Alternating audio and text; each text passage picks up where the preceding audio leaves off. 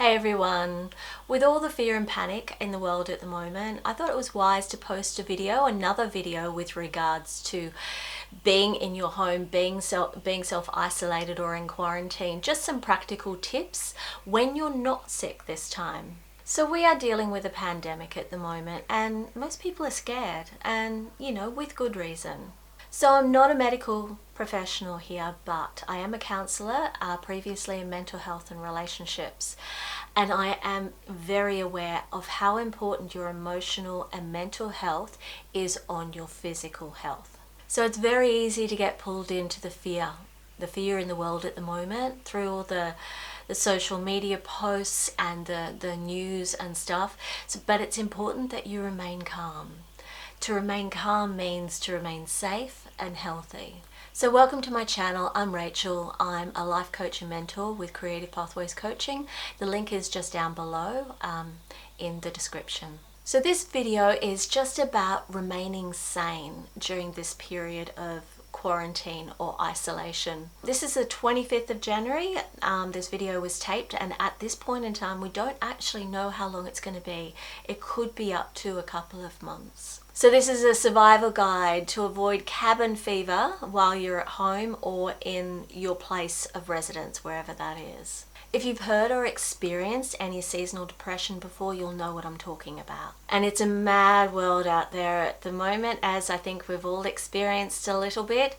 So it's important that you're okay. Both okay for yourself and for your loved ones as well. So this isn't going to be a holiday, not for anybody. If this is going to go on for a couple of months, being cramped up in your home is not going to be a holiday, but we can make it as pleasant as possible, and that's what this video is about. And for some of you, you might be dealing with additional stresses, like for example concern over someone who's not with you, a loved one who's not with you at the moment, as well as financial stresses such as unemployment or loss of business or loss of earnings from a business. You might be working from home at the moment, which might be new for you, and you might be okay at this time, but this video is just giving you those practical tips just to make this experience a little bit easier. So a friend of mine has just set up a desk to start working from home. She did that yesterday, so her first day of working at home is today. She's already aware that she's going to miss her work colleagues and the emotional support that she gets from that, and she's at the moment trying to find ways to alleviate this. What about you? Are you in the same sort of position? And for others like myself, you already work from home, which generally would be fine, except when it's suddenly forced on you, then you want to be out and about. But that's sort of human nature to do that. It's frustrating, but it's definitely human nature. And last weekend, I spent most of the weekend just pacing the house because of this. I realized I was out of routine, and that played a part in my frustration also. So I got back into routine and I was fine. So how about you? Where are you at? So what's your response to this lockdown or quarantine? What do you perceive as the challenges for you that you're looking at or already experiencing? So for a large portion of people, they're going to have responses that are not going to be pleasant. Frustration, boredom, irritation, sadness, depression, and many more. In these circumstances, we need to be aware of how we feel and our responses to this situation. This is because so we can alleviate the feelings that we're feeling, but also so we're not actually directing them towards the people in our household. So that's our flatmates, our loved ones, and our pets. There is going to be a very probable increase in domestic and family violence during this period. But as well, it's also an opportunity for people to bond more closely, for loved ones to bond more closely together. And if you're already sick with the virus, check out last week's video on self-isolating when you're sick. So again, this video is about assisting you and your family to create practical ways to remain uplifted while we have to deal with this situation.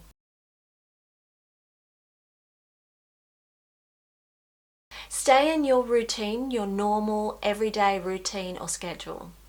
So this involves, certainly take a couple of days off, you know, but then after that, get back into your routine, get back into your normal schedule.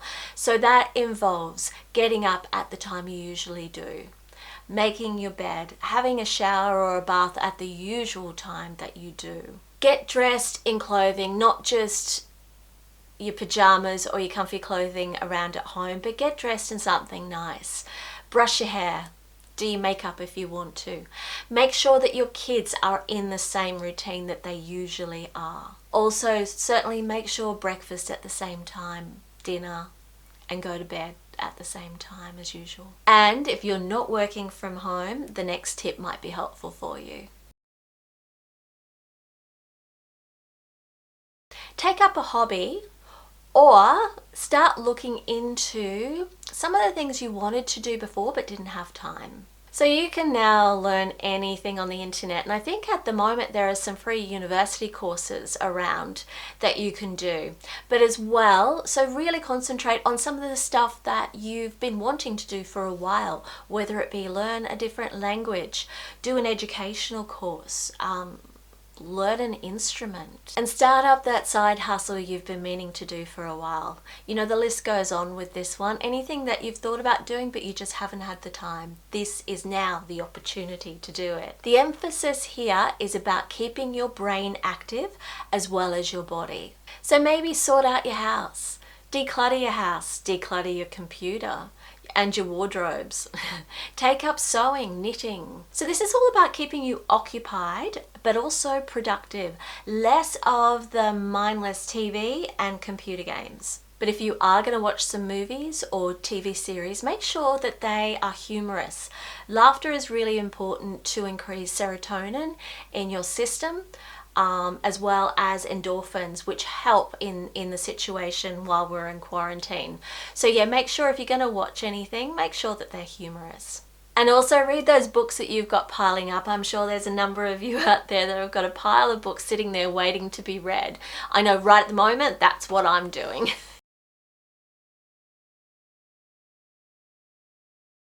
Set up physical boundaries in the house to give others space. This is particularly so when you're not living alone. So basically, if you're living with other people, whether it be flatmates or family, but particularly in this case family, it's really important that you find ways to separate yourself from the others occasionally, just to give yourself some sane time, you know, some space. It is at times going to feel like that they are in your face. So as a result, this is one of the things you can alleviate some of those feelings I talked about before. So to avoid any unnecessary conflicts in the home, it's much easier to designate certain spaces for everyone so everybody else knows that that's where they're going if they need to chill for a little while. It's sort of a bit like creating time out for yourself and your family. Now it's probably good if you've got kids and the kids have their own room, that's usually great, but it can be a bit harder when you have a partner and you share a room.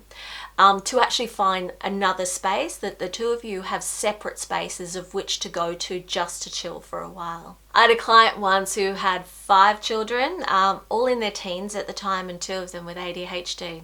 And what she used to do, her technique, rather when she was at a stage where they were driving her nuts, rather than trying to send them all to their rooms, she actually used to go into her room for time out. So she would actually lock that door and stay in there for about 10 to 20 minutes just to calm down and chill before she would then go out and then start dealing with whatever situation was occurring at the time. So think about doing this when you do need to just calm down, whether it's with your partner, your flatmates, your children, what have you. Really designate those spaces.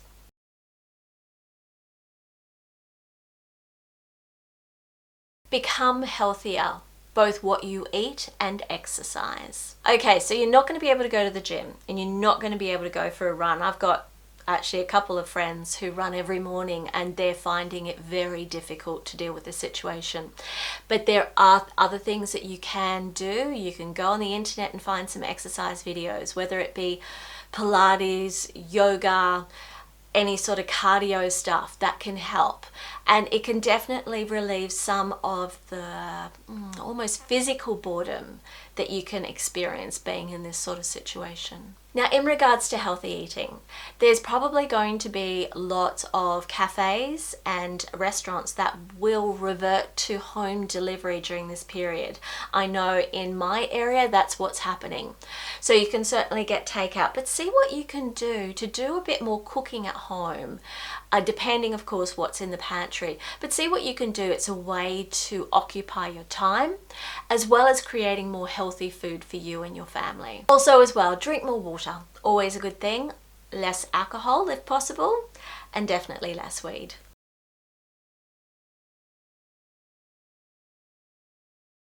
Grow your own veggies. For some of you, and I know I have, I thought forward a bit and actually got some seedlings and some seeds to actually put in my garden. Now for me, I've got a backyard, but for some of you, you may not. Maybe you have a balcony or something like that that you can do this.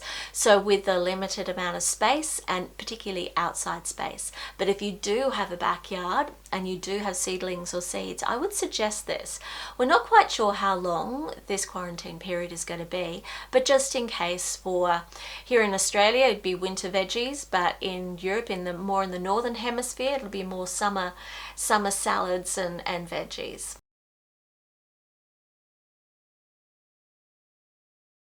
Relax and just let go.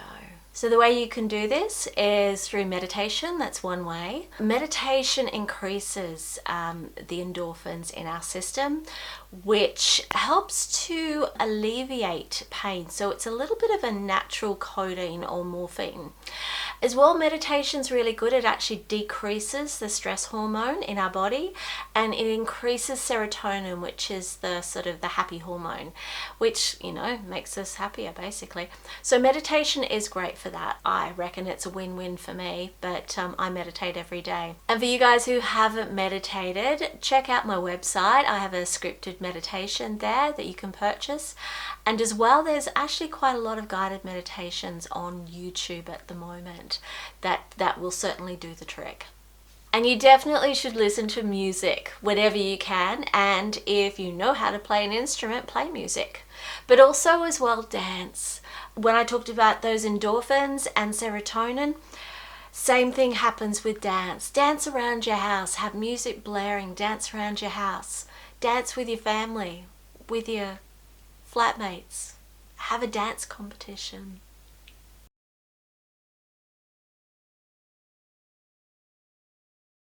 Tip 7, connect with others online.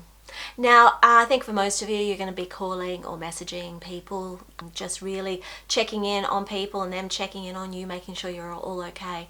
But as I said in my previous video last week, it's really important to have the visual there. So Skype and FaceTime your friends and family here. It's really important to have the visual with that. It helps for bonding.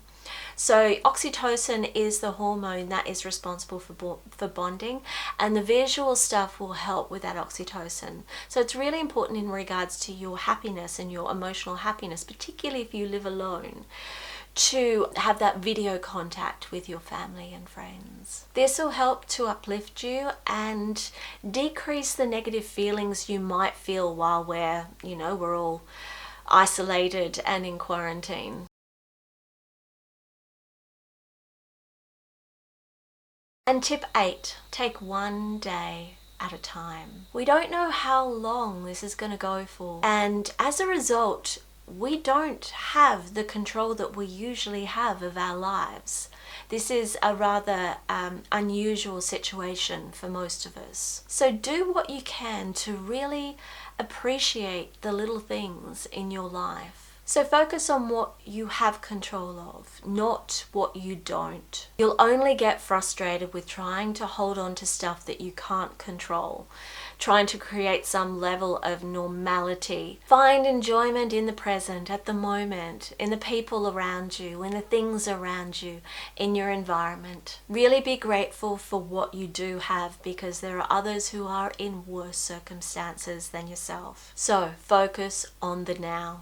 You will be far healthier long term if you do this. So I hope you enjoyed this video, and I hope it was helpful for you, and I wish you all the peace, health, and lasting happiness into the future. So if you guys like this video, please like or subscribe down below to catch future videos. I post a video every week, every Wednesday. And if you have any comments or suggestions for future videos, please pop them down in the comments below. And I'll see you next week. Have a great week.